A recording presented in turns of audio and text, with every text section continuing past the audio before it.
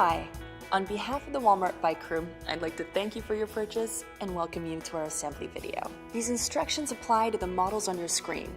Keep in mind they're only basic instructions, and you will need to refer to your owner's manual for more detailed instructions, including installation of any special accessories for your specific model. First things first, let's make sure you have everything you need.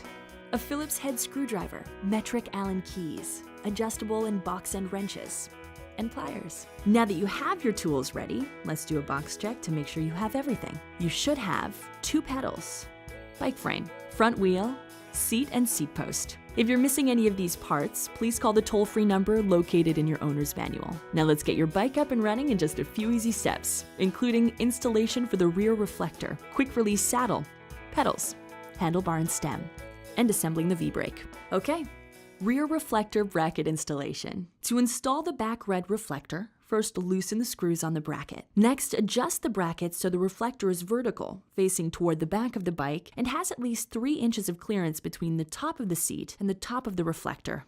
Then simply tighten the screws firmly. Moving on, installing a saddle with quick release. With the quick release lever in the open position, put the seat post into the seat tube above the minimum insert mark. That ensures the post is in far enough and won't come loose while riding. Then point the saddle towards the front of the bike and adjust it to a comfortable height. Finally, close the quick release counterclockwise. Check the seat post and saddle, and if they don't feel secure enough, adjust the quick release lever accordingly.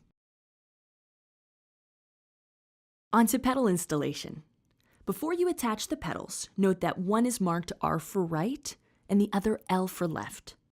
Thread the right pedal into the right or chain wheel side of the crank arm and turn it in a clockwise direction. Then thread the left pedal into the left side of the crank arm and turn it counterclockwise. Next, handlebar and stem installation. Attach the stem to the fork, turning the stem bolts no more than 4 times around. Now point the stem toward the front of the bike and put it into the lock nut so it's at a comfortable height for the rider. Make sure you can't see the min-in or minimum insertion mark and tighten the stem bolts so that the stem is secure. Finally, test the tightness of the stem and handlebars and adjust accordingly.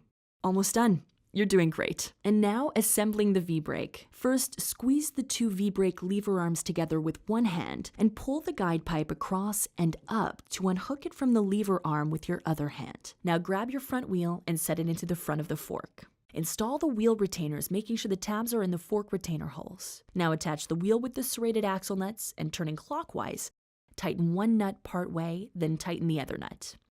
Repeat until both are tightened securely, while making sure that the wheel is centered between the fork legs. Finally, install the V-brake by again squeezing the 2 lever arms together with one hand and feeding the guide pipe through the plate slot of the left arm with your other hand. Once the guide pipe is in place, release the 2 lever arms. That's it. Let's just do a quick check to make sure everything is good to go. Check all your nuts and bolts to make sure they're tightened securely. Check your brakes and adjust them according to your manual instructions. Make sure the seat is adjusted to your height and comfort level. Place your pedals in the 6 o'clock and 12 o'clock positions. When you place your heel on the lower pedal, your leg should be fully extended with a slight bend in the knee. If your leg bends substantially, you'll need to raise the seat. If you're having trouble reaching the pedal at all, you'll need to lower the seat. Once your seat is in a comfortable position, double check that your handlebars are at seat level or just above. Check your tires and make sure they're inflated to the proper pressure. If they're low, grab a hand or foot pump and a tire gauge. Next, check the sidewall of your tire, which lists the pound per square inch, or PSI, that the tire can safely handle. Then fill accordingly. Congratulations! You are ready to ride. Remember to check your bike periodically and tighten anything that has loosened over time.